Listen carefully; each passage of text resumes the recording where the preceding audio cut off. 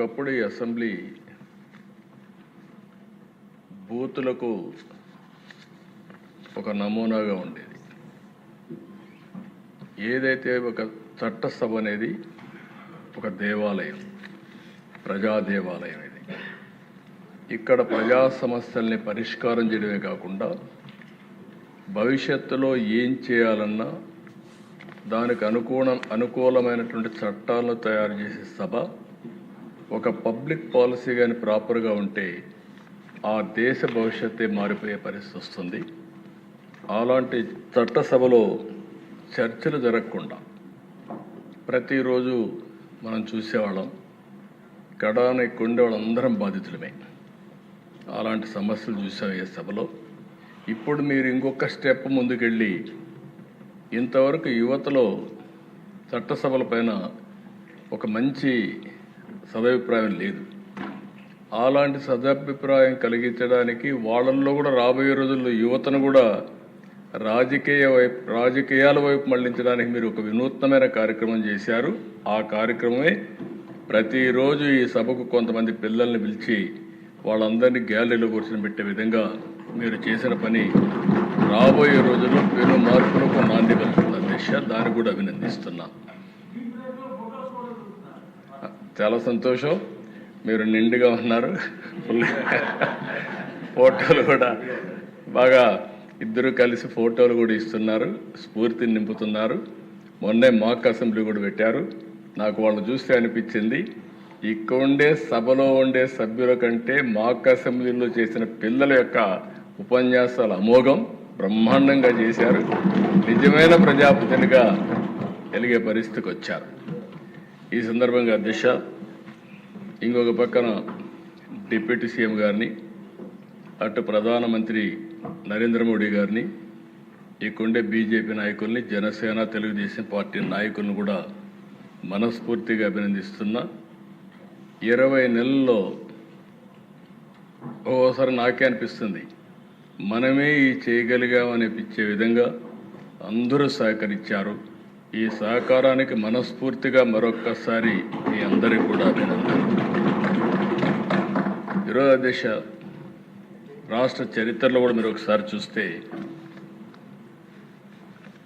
ఇటు నేను కానీ పవన్ కళ్యాణ్ గారు కానీ ఏదో చెయ్యాలి అనే తపంతో అనునిత్యం ఆలోచిస్తున్నాం.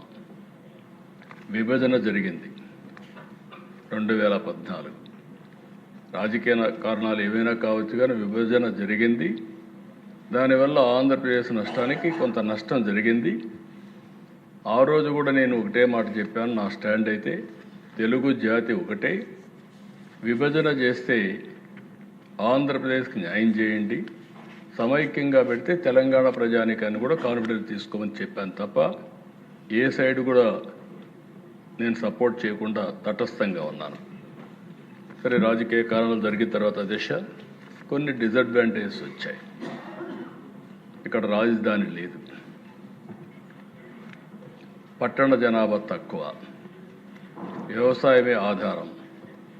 దీంతో ప్రభుత్వానికి ఆదాయం కూడా తక్కువ వస్తుంది. ఆ స్ట్రక్చరల్ డెఫిషియన్సీస్ కూడా ఉన్నాయి.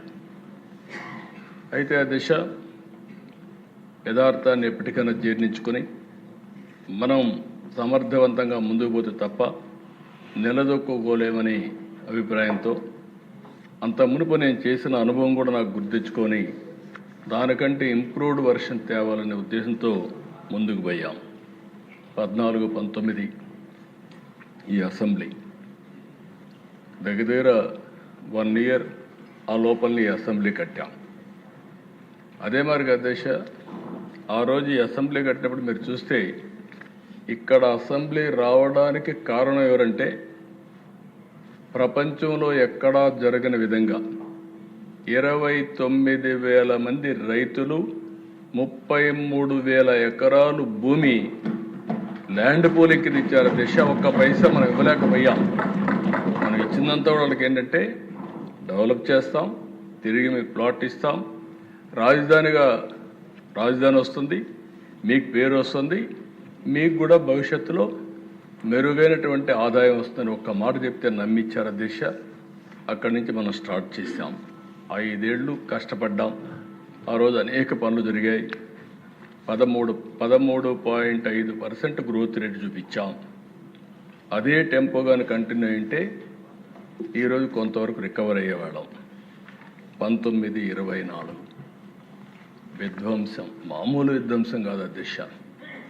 నేను ఒక మాట మాత్రం చెప్పాను, ఇక్కడంతా బూతులు. నా జీవితంలో నేను ఎప్పుడూ కళ్ళనీళ్ళు పెట్టుకోలేదు. ఆ రోజు ఈ అసెంబ్లీలో నాకు జరిగిన అవమానానికి నాలాంటి వాడు కుంగిపోయి కళ్ళనీళ్ళు పెట్టుకున్నానంటే, నాలాంటి వాళ్ళు ఈ రాష్ట్రంలో ఎంతమంది సఫర్ అయ్యారో మనందరం గుర్తుపెట్టుకోవాల్సిన అవసరం ఉంది. ఆడ బిడ్డల్ని ఎక్కడికక్కడ అనూహ్యంగా ఇష్టానుసారంగా మాట్లాడే పరిస్థితి. అది అయిన తర్వాత దిశ మీ అందరికీ ఐడియా ఉంది. కడాను నాకు నోటీస్ ఇవ్వకుండా నన్నే అరెస్ట్ చేయడం. పవన్ కళ్యాణ్ గారు విశాఖపట్నం వెళ్తే ఆయన దిగనీయకుండా తిరిగి హోటల్లో ఉంటే బలవంతంగా పంపించడం. అలాంటి నాయకులు ఇప్పుడు నీతులు మాట్లాడే పరిస్థితికి వచ్చారు. నేను ఒకటే చెప్పాను అధ్యక్ష, నేను ఏ పని చేసినా, మా ఉప ముఖ్యమంత్రి కానీ ఇక్కడ ఉండే వాళ్ళందరూ కానీ ఏ పని చేసినా ప్రజలను దృష్టిలో పెట్టుకొని చేస్తాను తప్ప నాయకుల్ని పార్టీల్ని దృష్టిలో పెట్టుకొని కాదని మరొక్కసారి మీ ద్వారా ప్రజలందరికీ విజ్ఞప్తి చేస్తున్నాను అధ్యక్ష. ఆ రోజు మేము ఒకటే నిర్ణయించుకున్నాం, రాష్ట్రానికి తీవ్రమైన అన్యాయం జరిగింది. అందరం కలిసి ఒక సంకల్పంతో ముందుకు పోతే తప్ప రాష్ట్రాన్ని పునర్నిర్మాణం చేయలేం అనే ఏకైక సంకల్పంతో ఆలోచించాం. నేను ఆ రోజు జైల్లో ఉన్నప్పుడు నాకు బాగా జ్ఞాపకం అధ్యక్ష, పవన్ కళ్యాణ్ గారు, బాలయ్య గారు ఇద్దరు వచ్చారు.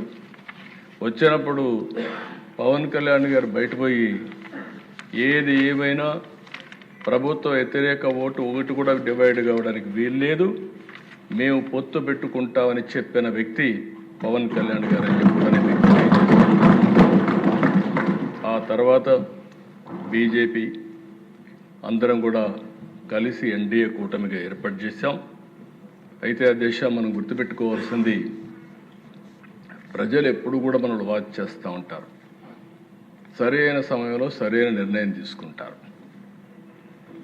తెలుగుదేశం పార్టీ ఎన్నో విజయాలు చూసాం, కానీ 2024లో స్ట్రైక్ రేట్ మీరు చూస్తే 94% దేశ చరిత్రలో మొట్టమొదటిసారిగా ఇంత పెద్ద ఎత్తున అభ్యర్థులు గెలిచింది మొదటిసారి.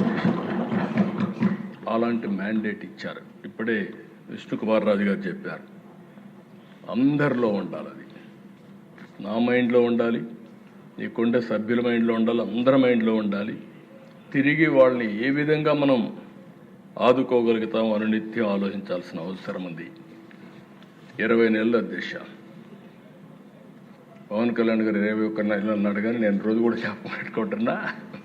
కరెక్ట్గా ఈ నెల 14వ తారీఖుకి ఈ గవర్నమెంట్ వచ్చి 20 నెలలు అవుతుంది, పూర్తవుతుంది. ఇంకా 4 నెలలు ఉంది 2 సంవత్సరాలకి మనం. అయితే అధ్యక్ష, ఈ 20 నెలల్లో నేను 4వసారి ముఖ్యమంత్రి. ఈరోజు ఈ డెవలప్మెంట్ అంతా చేయగలిగామంటే నేను అందరిని అభినందిస్తున్నా. ప్రత్యేకంగా ఢిల్లీలో ఉండే కేంద్ర ప్రభుత్వాన్ని మనస్ఫూర్తిగా అభినందిస్తున్నాను అధ్యక్ష. వెంటిలేటర్ పైనుండే ఆర్థిక వ్యవస్థ ఆ సమయంలో కానీ ఆక్సిజన్ ఇవ్వకపోతే ఏమవుతుందో మనందరూ తెలుసు. అలాంటి సమయంలో పూర్తిగా ఆదుకున్నటువంటి గవర్నమెంట్ కేంద్ర ప్రభుత్వం అధ్యక్ష. అయితే వాళ్ళు సపోర్ట్ చేసిన అధ్యక్ష, ఇక్కడ మనలో ఐకమత్యంగా ఉండి మనం ముందుకు పోకపోతే ఈ ఫలితాలు వచ్చేటివి కాదు. అటు సపోర్ట్ తీసుకుని మనం అందరం కూడా ఒకే మాట మీద ముక్త కంఠంతో 20 నెలలుగా 3 పార్టీలైనప్పటికీ ఎక్కడా భేదాభిప్రాయాలు లేకుండా సమైక్యంగా ఒక పర్పస్ కోసం పనిచేశాం. కాబట్టి నేను ఊహించిన దానికంటే ఎక్కువ అభివృద్ధి అయ్యే పరిస్థితి వచ్చింది.